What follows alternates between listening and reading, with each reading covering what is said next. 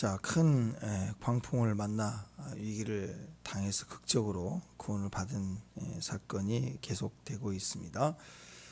스대 선원들이 몰래 자기들만 살려고 빠져나가려고 닻을 내리는 채 하면서 배를 바다에 탁 내려놓고 도망가려고 할 때 바울이 그것을 알아차렸죠. 그리고 백부장과 군인들에게 말했습니다. 이 사람들 배 있지 않으면 당연히 선원들이 배를 몰지 않으면 항해를 못하죠. 당연히 구원을 받지 못합니다. 그걸 알렸더니 군사들이 가서 그 배의 줄을 끊어버리고 타지 못하게 한 거죠. 자, 이 모든 상황을 보십시오.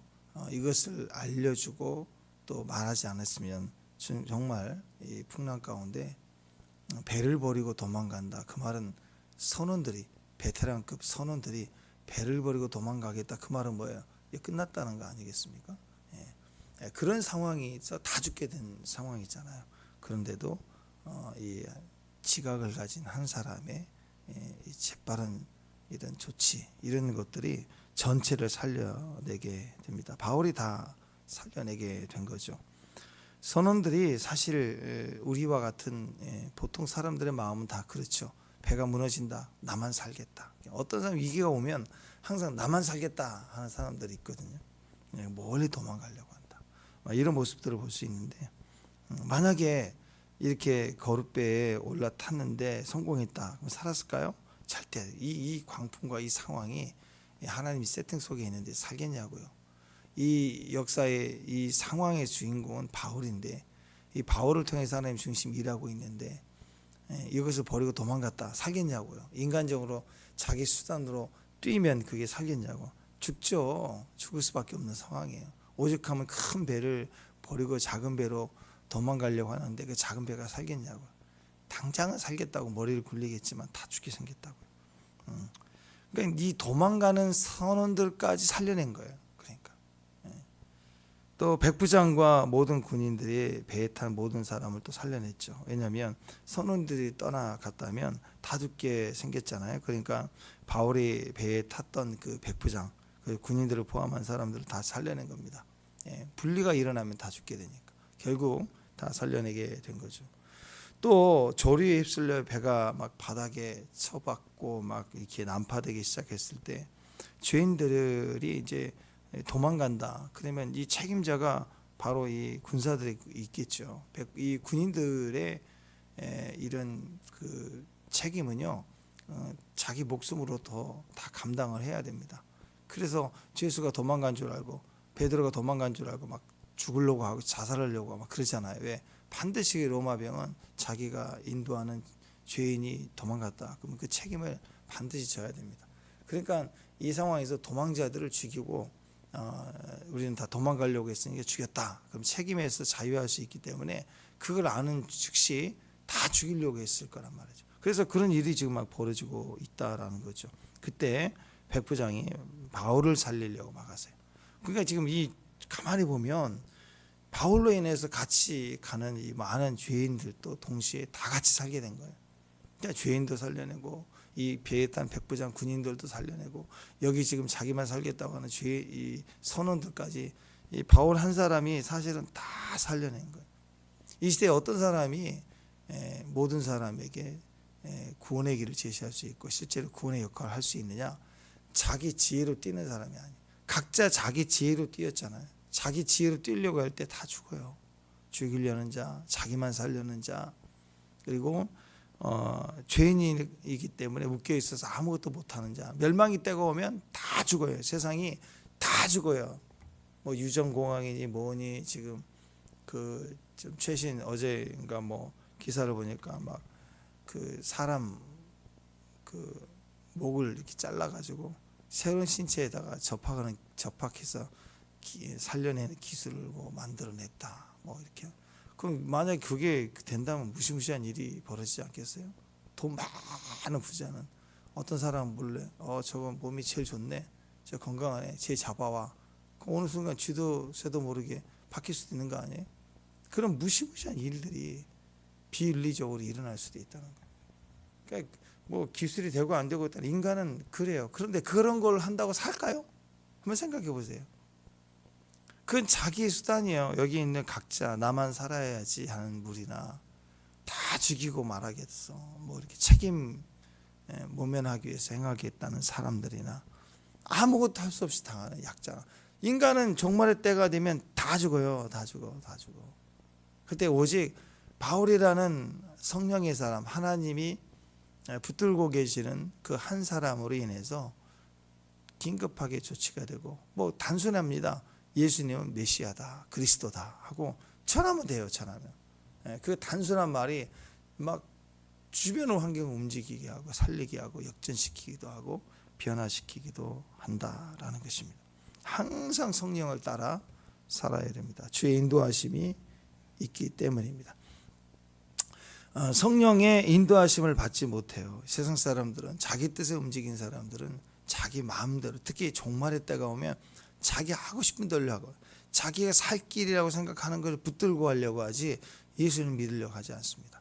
그러면 평소에도 말을 안 듣는데 종말의 때에 다 자기 뜻대로 살려고 할 때 과연 말을 하면 듣겠느냐? 안 듣겠죠. 그러면 아무것도 안 해야 되느냐? 아니라고요. 그럴수록 우리는 말을 해야 돼요. 그러면 이상하게 움직입니다. 이상하게. 전체가 움직여도 될까 말까 하는데 여기 보니까 바울이 말을 했더니 선원들이 막 다 회심했습니까? 또 이 군인들이 그렇군 하고 뭐 돌아갔어. 아니에요. 말을 하는 순간 거기 또 무리의 지도자 중에 백부장이 움직이기 시작해서 야 줄을 다 잘라버려라. 그리고 또 바울을 죽이려고 할 때 스탑 하고 어떤 사람이 듣는 사람이 또 움직여서 또 역할을 했는 사람들이 또 출연한다고 이 모든 걸 하나님이 섭리하고 있어요. 그래서 여러분 힘들고 어려울 때 그릇으로 복음을 증거 아무도 들을 사람이 없을 것 같아 보일 때도 계속 복음을 증거해야 돼요.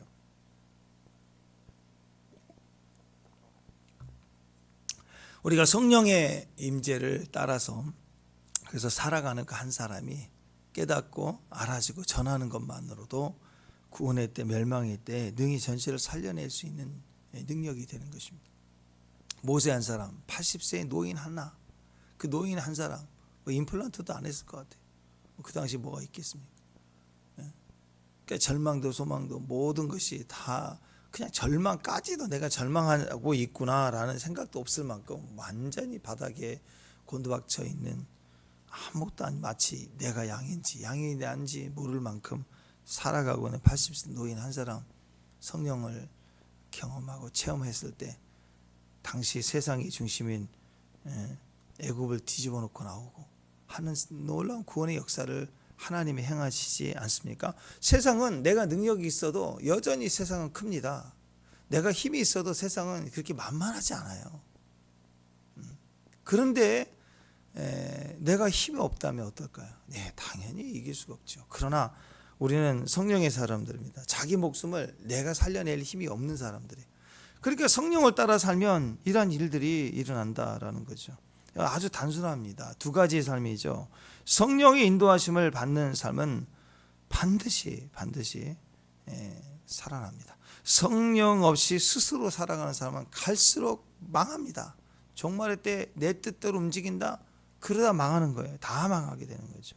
성령을 따르거나 육신을 따르거나 영으로 살거나 육으로 살거나 이 두 가지가 반드시 죽을 종말 때에도 당연히 그렇게 가는 거죠.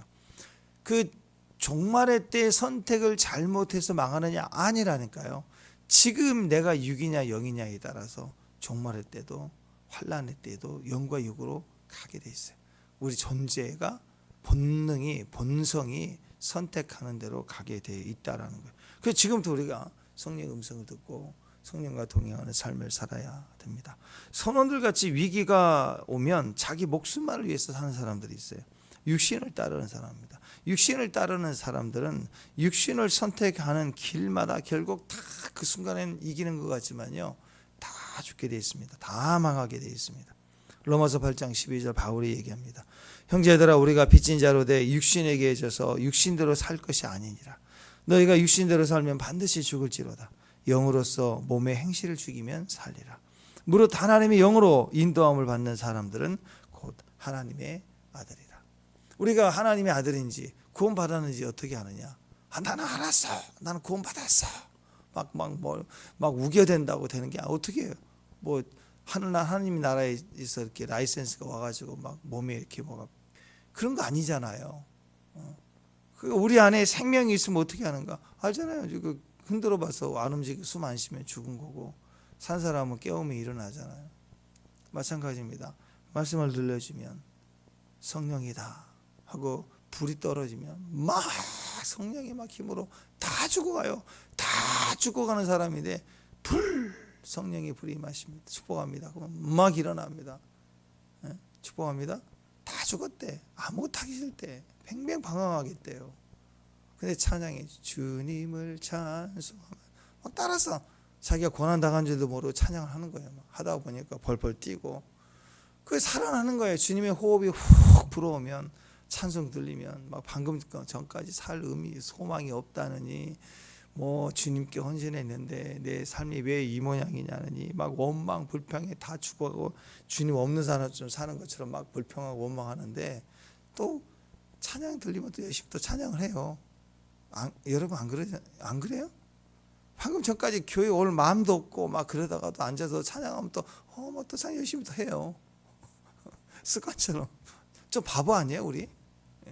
왜 그래요? 생명이 있으니까 바보가 되든 어쨌든 흔들어도 안 움직이면 죽은 거예요. 근데 그러다 보면 울고 내가 이 세상이 제일 불쌍한 줄 알았는데 찬양하면 또 너무 좋은 거예요 주님이. 그 나보다 더 긍휼을 필요한 사람들이 보이기 시작하고 그래서 중보하고 있고 지도 안 되면서 남을 중보하고 있다니까요. 할렐루야. 그래요.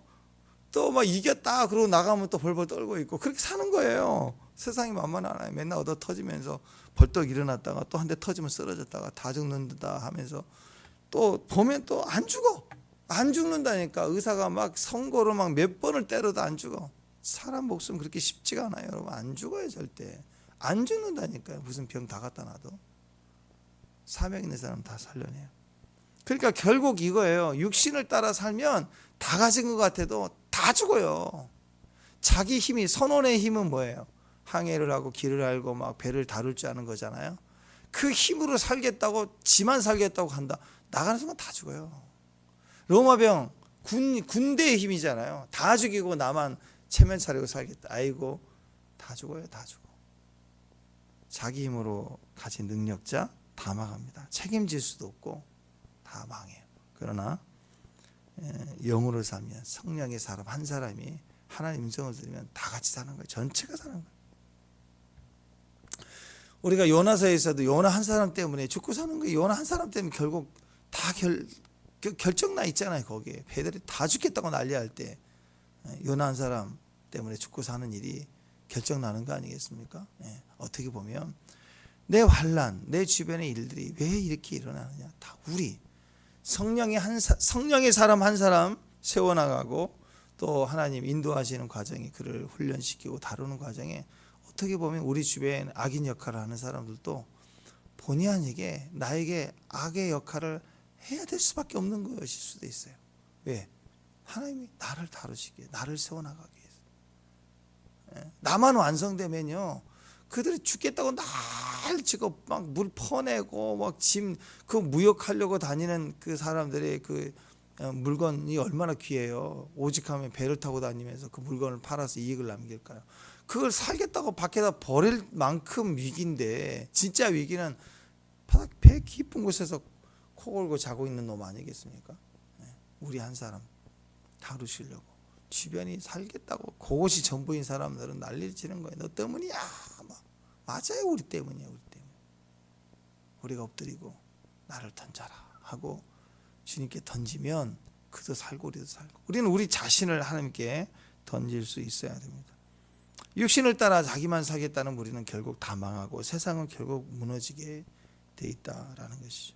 몰래 도망가려고 하는 거. 육신을 따라 살아가려고 하는 모든 인간의 방법과 수단은 결국 다 망합니다. 망하게 돼 있다는 걸 깨달아야 됩니다. 그때 우리는 엎드려야 됩니다. 내 힘으로 안 될 때 엎드려야 됩니다. 성령의 인도하심을 받아야 됩니다. 그럴 때 때로는 천사가 나타나고 주께서 꿈에 현몽하실 때도 있고 또 그렇지만 대부분은요 신기합니다. 그냥 이렇게 가다가 딱 우연히 딱 보는 한 장면이 전체를 살릴 기회를 보게 만드실 때가 있어요. 꼭 성령이 우리에게 뭔가 계시적으로만 오시는 게 아니라 그 순간에 통찰력과 이해력으로 우연히 보는 것처럼 보여지는 한 장면이 딱 보인다고. 딱. 여러분 지각이 하나님이 사용하시는 그런 기관입니다. 눈동자, 생각, 듣는 말 다. 바울이 바울을 죽이려고 했던 그 극단주의자들 40명이 바울을 죽이겠다. 그래서 예루살렘으로 오게 한다든지 또 옮기게 하려고 할 때 그 도상에서 죽이자 막 그랬을 때 그 조카가 갑자기 알아차리고 와서 이렇게 알려주잖아요. 그 조카는 어떤 조카예요? 아니 그런 그 테러리스트들이 비밀 얘기하는 정보를 가질 만큼 얘도 비슷한 거 한 거예요. 삼촌이 지금 사도 바울인데 같이 뛰지는 못할 망정 안티로 비슷하게 애매하게 말씀만 듣고 말도 안 듣고 그 정도가 아니라 거기 그런 부류에 왔다리 갔다는 접촉이 있는 사람이니까 정보를 듣지 않아요. 그런 비밀스러운 일들을 어떻게 듣겠어요. 그러니까 그런 애가 갑자기 어느 날 휙 샤크닥 우연히 듣게 된 걸 가지고 살리리라 마음으로 가지고 와서 알려주는 막 역할을 하잖아요. 그런 거예요. 인생은 쫙 보는 순간적으로 알게 되는 정보와 또 부딪힘 속에서의 소문 이런 것들을 지식 통찰력을 통해서도 하나님이 우리를 사용하시고 우리를 일하게 하신다라는 거예요. 그러니까 여러분 우연히 알게 되는 생각, 아이디어, 깨닫는 것들을 그 지각을 사용해서 역사하시는 하나님의 성을 들을 줄 있기를 바랍니다. 로마서 8장 6절에서 8절까지 보면 육신의 생각은 사망이다. 영의 생각은 생명과 평안이다. 육신의 생각은 하나님과 원수가 된다. 하나님 법에 굴복하지 아니할 뿐 아니라 할 수도 없다. 육신에 있는 자들은 하나님을 기쁘게 할 수 없다. 그렇습니다. 우리 영으로 살면 그 안에 영의 생각은 늘 생명과 평안입니다. 생명과 평안이 나는 아이디어. 그 생각을 많이 해야 돼요. 그래서 그 생각이 아닌 생각은 사망의 생각은 육신의 생각은 할 수도 없고 하나님의 기쁨이 되지 못하는 거죠. 그때 우리가 명확하게 이것을 구분할 수 있다라는 거죠. 여러분 성령을 따라 살면 임재가 있습니다. 그리고 우리 죄, 사망의 문제, 우리 종말의 문제를 해결할 수 있는 유일한 길은 과학, 상식, 능력 그런 거 아닙니다. 우리를 살릴 유일한 길은 그리스도밖에 없다라는 거죠. 그래서 그게 증거예요. 지금 내 죄 문제를 해결할 수 있는 힘이 세상에 있냐? 없다.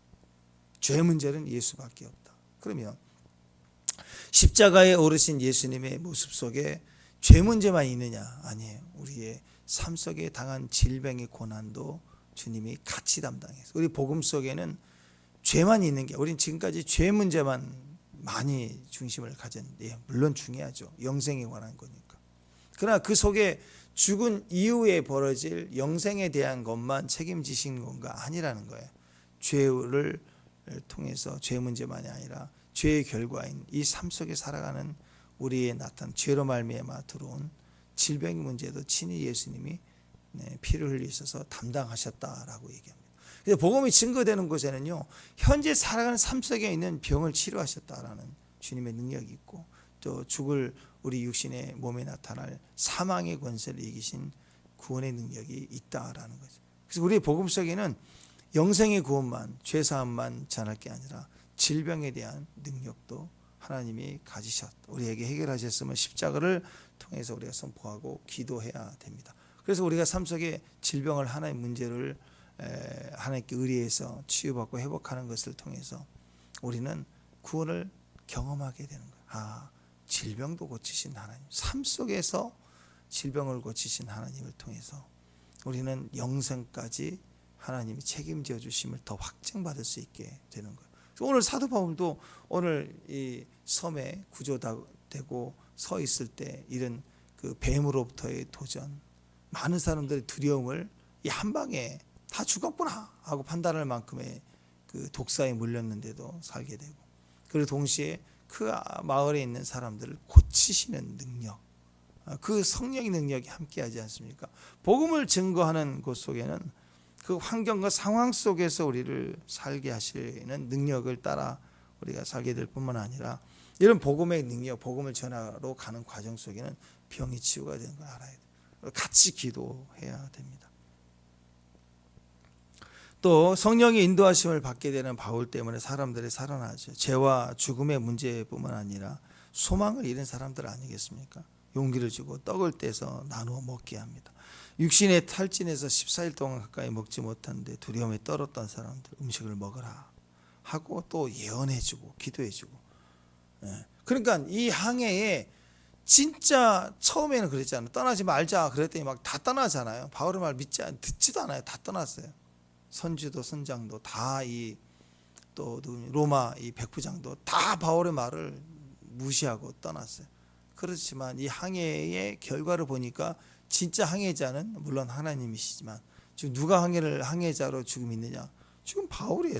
진짜 선장은 바울이에요. 성령의 사람이 선장이에요. 성령의 사람이 그 가정의 선장이에요. 성령의 사람이 그 교회의 선장이에요. 겉으로 있는 게 진짜가 아니라고. 우리 교회에 진짜 중보자 한 사람이 서 있으면 그 사람이 우리 교회를 살리는 거예요. 살리는 선장. 실제적인 하나님의 음성을 듣고 반응하세요. 뭐 그 배 안에 세부치가 많아봐야 그 무슨 소용이 있습니까? 새 덩어리가 있으면 무슨 소용이 있어요? 남북을 이렇게 가리킬 수 있고 반응할 수 있는 자력을 가진 나침판 그거에 있어야죠. 쇳덩어리가 뭘 살려내요? 무겁기만 하고 들고 있으면 다 망하는. 금덩어리요? 비싸고 귀하죠. 그럼 배가 무너질 때 금덩어리가 무슨 일을 해요? 다 무너져요. 그 배를 살릴 수 있는 것은 방향을 읽을 수 있고 가리킬 수 있는 단순한 것 같아 보이는 이 기능 하나, 하나님께 반응을 가질 수 있는 나침반 같은 작은 거 하나가 진짜 선장이고 진짜 항해를 할 수 있는 능력이 거기 있는 거라는 거죠. 그래서 생명의 길로 인도하는 게 진짜 선장 아니겠습니까? 축복합니다. 그런 믿음의 역사가 있기를 축원합니다. 오늘 바울의 모습을 통해서 볼 때 그렇지 않습니까? 오늘 말씀에서도 반드시 다 죽을 수밖에 없는 이 유라굴라 강풍에 다 죽게 생겼을 때 바울 한 사람이 다 살려내는 것. 또 어제 말씀 26절에 보면은 한 섬에 걸리리라 그랬죠. 한 섬에 걸리리라. 배가 파손됐어요. 한 섬에서 딱 걸려서 걸린 게 좋아. 걸려서 살아났다. 그 섬이 누구야? 그 섬이 오늘 나와 있는 이 섬 아니겠습니까? 네. 자, 그래서 이 멜리데라는 이 섬의 몰타섬, 오늘날의 몰타섬인데 여기에 사람들이 이만저만 살게 됐다라는 것입니다. 사실 겨울이죠. 생각해 보세요. 겨울 바다에 빠졌어요. 이게 단순한 일이 아닙니다. 여름에도 바다에 빠지면 죽어요. 수영을 잘해도 오래 있으면 저수온증에 한 10분 지나면 온몸이 추워지거든요. 여름 바다도 춥습니다. 그런데 겨울 바다예요. 수영을 아무리 잘해도 다 죽게 생겼어요. 뭐 우리도 추울 때 영하 10도 뭐 그러지 않습니까? 근데 영하 10도쯤 되는데 물에 빠졌다. 그러면 다 얼어요. 다 죽게 생겼습니다. 바닷물도 얼마나 차겠어요. 오래 버틸 수가 없죠. 그런데 어제 이제 27장 마지막에 보면은 다 구조가 됐어요. 그래서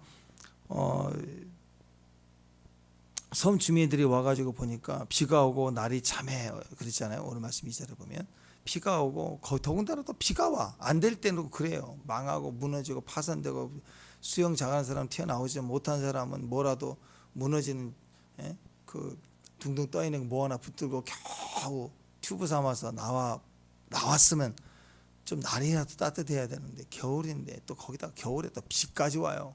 그럼 젖은 데다가 얼마나 춥겠어요. 모든 형편을 반영해 주는 상징 아닙니까? 비가 왔대요. 날이 찼대요. 얼마나 벌벌 떨었겠습니까? 원주민들이 와가지고 도와줍니다. 일단 불을 피워줍니다. 따뜻한 불을 쐬고 단순하지만 평안함이 그 불속에 조금 이제 겨우 살았다. 그런 안도감이 있고 그러지 않겠어요? 얼마나 춥겠어요? 여러분 겨울에 이렇게 캠핑하시거나 이렇게 불을 뗀 적이 있으신지 모르겠지만 겨울에는요 불이 활 떼어도 여기만 딱 등은 얼마나 추운지 몰라요. 앞에만 뜨거워 얼굴 막 익을 만큼 그래도 등은 얼마나 추운지 몰라. 막 돌렸다가 춤을 춰야 돼요. 여기도 뗐다가 등을 돌렸다가 옆에도 댔다가 앉았다가 일어났다가 하면서 막 난리를 쳐야 되는 거 살려면 얼마나. 근데 물까지 빠졌어요. 비도 와요. 불도 잘 안 지펴졌겠죠. 살라고 유일한 소망은 불밖에 없어요. 여러분이 우리 주변에 불이 되기를 바랍니다. 어떤 상황이든 사람들 춥다, 망한다, 죽는다, 뭐 대통령 뭐 탄핵한다, 또 난리인데, 아니 난리를 치니 그렇게 해서 되겠냐고요. 이 나라가 누가 하나 바꾼다고 되겠냐고. 자기 마음 하나 못 바꾸는데. 그때 진짜 살리는 힘은 불을 가진 사람들이. 나 수영할 수 있다. 그게 뭔 소용이 있냐고요. 나는 선주다. 나는 저 배 주인이다. 그게 뭐냐고요. 다 죽어요. 다 죽어. 아무것도 없습니다. 근데 그 중간에 또 안 되는 일은 뭐예요? 또 겨울이다, 물 빠졌다, 불 피웠는데 비까지 오는데 거기다 또 안 되는 건, 아유 이 뱀이 있고 거기에 또 끼어들어왔다가 장작 속에 끼어들었다가 또 불 떨어지니까 뱀이 튀어나와서 무네. 또 해필이면 누구를 물었어요? 바울을 물었어요. 누구를 공격? 뱀이? 바울이 누구를 공격? 여러분을 공격해요. 뱀이 누구를 공격하냐? 항상 보면 기도의 사람 공격한다. 울고 간 게 아니라 덜렁덜렁. 안 돼도 망해도 그렇게 망하냐? 그렇게 물고 덜렁덜렁 있다고. 주변이 볼 때, 야, 쟤는 분명히 살인자일 거야. 제일 악독한 놈일 거야. 왜? 바다에서는 살았는지 모르지만 결국 보이지 않는 영적 세계에 심판이 있는 거야. 이렇게 말할 만큼, 사람들이, 믿지 않는 사람들이 말할 만큼 고난에, 질병에, 안 돼도 그렇게 안 되냐, 막 거기다가 뱀까지 와서 해피르면 그 사람을 물고 늘어지는 거예요. 그러니까 믿지 않는 사람이면 그런 얘기 하지 않지만 믿는 사람이니까 주변에서 그런 얘기하는 거야. 니네 하나님은 어디가 있다냐? 넌 그동안 뭐 살았냐? 이렇게 얘기할 만큼의 일들이 벌어지는 거예요. 근데 그게 그렇게 될수록 유익이 되는 거죠. 털어버리니까 아무것도 아닙니다. 여러분, 독사가 물 때 털어버리세요. 그거 털어버리면 돼요. 그거 아무것도 아닌 거예요. 죽고 사는 건 죽게 달려 있어요. 보통은 막 통통 묻든지, 뭐 우리가 뭐 그 독사에 물리면 7발자국 가지도 못해서 탁 죽는다 그러잖아요. 그거 아니에요. 아무것도 아니고 그냥 목에 하나 물린 것처럼 던지는 거예요. 툭 하고. 그랬더니 사람들이 막 신기해가지고 오히려 그 사건 때문에 바울이 막 더 정적으로 올라가고, 거기서부터 사람들이 바울의 말을 듣기 시작합니다. 그러니까 원수가 성령의 사람들을 공격하는 걸 통해서 모든 사람들의 시선을 바울에게 집중하게 하고, 하나님 바울을 그 순간에 지도자로 세우게 돼요. 그 사람이 말을 하면 듣게 돼 있어요. 바울에게 집중하게 만드는 사건이 이 뱀도 하나님의 사람을 세상 앞에 딱 강단에 세울 때까지 역할하고 불에 타서 순교한 거예요. 순교. 뱀도 어떻게 보면 뱀 구이가 돼서 뭐 먹히는지는 모르지만, 하여튼 여러분을 세상이 공격할 때 그것은 우리를 망하려고 하는 게 절대 안 죽어요. 사람 그렇게 쉽게 안 죽습니다. 이 모든 환난은 왜 나에게 겹친 듯이 오고 집중해서 나에게 타겟으로 해서 오느냐? 아니, 우리를 더 하나님께서 드러내게 하고 내 말에 집중력을 갖게 하기 위해서, 그리고 복음을 증거하기 위해서 하나님 세팅하시는 거라고. 사람들이 듣게 돼요. 바울을 드러내게 하고 바울을 집중하게 하나님이 하셨다. 사람들이 놀랐어요. 신의 심판을 받은 자다. 그랬더니 아니라는 거예요. 하나님이 아무것도 아닌 걸 보게 하십니다. 물렸는데 안 죽었네. 보통이 아니다. 누구냐? 그는 누구냐? 그랬더니 그는 신이다. 신은 신이다. 막 이렇게 난리가 나게 된 거죠. 사람들이 바울에게 관심을 갖게 했고, 오히려 그것이 복음을 증거하기 위한 계기가 되어서 다 죽은 줄 알았더니 막 즐거워해. 행복해. 그리고 이 이유에 대해, 행복의 이유에 대해서 알려주고 있어요. 복음을 증거하는 주의 종이 되었다라는. 지금도 마찬가지입니다. 사람들은요, 항상 죽고 사는 문제, 거기서 어떻게 하면 이익을 보고 나만 더 살까, 그리고 환경과 조건 바꾸는 일만 주구장창해야 되는 거예요. 이거 바꿔버리자. 근데 그게 우리의 축복이 아니라니까요. 절대. 하나님이 함께 하시면 된다. 세상이 종말이고 환란이 다 임해도 말씀 붙든 사람 한 사람이 전체를 다 살린다. 우리 주변에 필요한 것은 하나님의 음성을 들을 수 있는 성령의 사람들입니다. 우리가 이래저래 고난을 당할 때 지금 오늘 이 세상 사람들의 모든 관점이 그거 아닙니까? 이 사람은 고난을 당하면 이 사람 다 옛날에 나쁜 일을 했기 때문에 그렇게 인과응보를 받아서 고난을 당했다. 그럼 죄 때문에 죄를 많이 지었기 때문에 이런 고난이 온 거라고 얘기를 합니다. 아니에요. 하나님의 이 고난은 우리의 행실과 상관이 없어요. 만약에 우리가 믿고 싶은 마음처럼 인과응보로만 생각을 한다 그러면 혼자만의 리그예요. 혼자만의 사이다라고. 실상 보세요. 이 세상은 악인이 더 형통하거든요. 이 세상은 정말 나보다도 진짜 악하고 못된 놈들이 세상에는 모든 권세와 힘을 다 갖고 휘젓고 다니는 거죠. 그럼 우리는 언젠가는 망하겠지. 이렇게 혼자만의 리그로 사는 거예요. 그 복음의 삶이 아닌 거예요. 인간고는. 이 땅의 고난은 의인의 고난도 있는 거예요. 그 의인의 고난 때문에 사는 거예요. 그 의인이 고난 당함을 통해서 많은 생명이 사는 거예요. 그래서 고난을 해석하는 방법이 달라야 됩니다. 이는 죄 때문이다. 하나님께 무슨 잘못을 당했기 때문에 그런 것이다라고 생각하죠.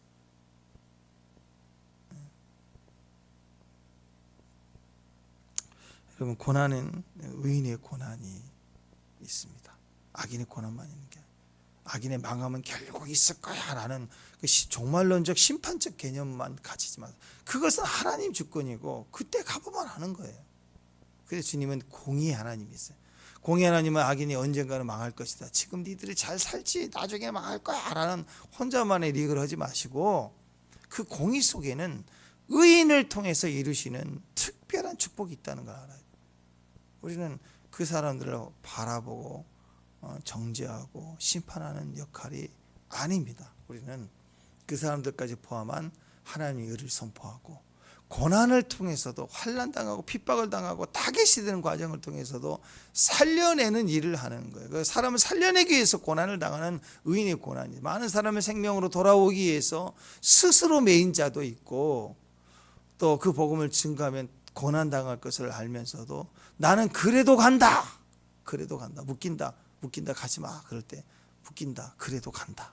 해석이 다른 사람들. 의인의 고난이 있다라는 것입니다. 어떤 사람은 고난이 오면 그냥 빽 쭈그려 있는 사람이 있어요. 고난이다 그러면 위축돼 버려서 아무것도 못하는 사람들이 있습니다. 아닙니다. 왜 그럴까요? 왜? 나는 고난 벌 받았다. 누구는 고난 당했다. 분명히 무슨 죄를 지었기 때문이야. 맨날 이렇게만 간다고 이렇게. 고난 당하 우리가 보기에는 죄가 있을 것 같아 보이고 하지만 우리는 모든 사람이 다 죄가 있어요. 그죠? 의인도 죄가 있어요. 의인 다 해결됐나요? 세상은 더 많은 죄를 지었고 우리는 죄를 덜 짓지만 우리도 다 죄를 짓고 사는 사람들이에요. 그럼 죄 때문에 고난을 당한다면 다 고난 당하는 거예요. 죄 때문이면. 그건 아니죠. 바울은 죄가 없나요? 여전히 다 누구나 다 있는 거예요. 그래서 우리가 죄로 제발 걸고 넘어지지 마시고 우리 안에는 그리스도를 성령의 음성을 나를 부인하고 오직 그리스도를 인정하고 그 성령의 사람으로 살아가는 것, 성령의 음성 듣고 가는 것, 그게 우리의 방향이고 모습이다라는 것입니다. 그러니까 세상의 나쁜 놈들 거기에 반응하고 벌벌 뛰지 말고 우리 안에 있는 생명에 대한 그 기쁨과 능력을 따라서 그 음성을 듣고 우리가 살아가는 하루하루의 과정에 나도 살고 전때도 살려내는 성령의 인도하심을 따라가는 여정이 되고 결과가 되는 거죠. 이 전체 여정을 보면 이제 오늘 28장 마지막이죠. 사도 바울은 복음의 핵심인 로마의 중심으로 가고 싶어하는 거, 가기를 원하는 거, 그 여정이 분명히 있기 때문에 이 모든 것들도 다 같이 이렇게 이어지고 있다는 거죠. 최종 우리의 자리, 그리스도의 자리까지 가기까지 우리 여정을 멈추지 마시고 아멘. 기회가 되는 대로 복음을 만나지는 과정마다 복음을 증거하고 하나님의 음성을 듣고 지금 여기서 죽었는데 살았다. 또 물렸는데 살았다. 거기서 반짝반짝 펄펄 뛰는 그런 좁은 시야의 사람들이 아닙니다. 꿈은 로마예요. 로마에 가서 가이사 세상의 왕 앞에 가서도 복음을 증거하리라. 내 억울하면 내 재판을 내가 받아서 무죄 선언을 받아요. 그 얘기 아니잖아요. 목적은 재판인 것 같지만 목적은 복음을 증거하기 위해서 하고 있는 사도 바울의 모습 아니겠습니까? 최종 우리의 왕 되신 예수님 앞에 설 날이 있습니다. 아멘. 그 꿈을 가지고 지금부터 준비해서 뛰는 거예요. 믿음을 가지고 오늘 하루도 승리할 수 있는 저와 여러분 되시길 바랍니다. 기도하겠습니다. 하나님 감사합니다. 우리 주신 믿음의 도를 따라 성령이 우리에게 말씀해 주시고 또 우리에게 보여주시는 대로 우리가 믿고 있는 믿음의 말씀을 따라 오늘 또 끝까지 바라보고 승리할 수 있는 성령의 사람들 되게 하옵소서. 예수님 이름으로 기도합니다.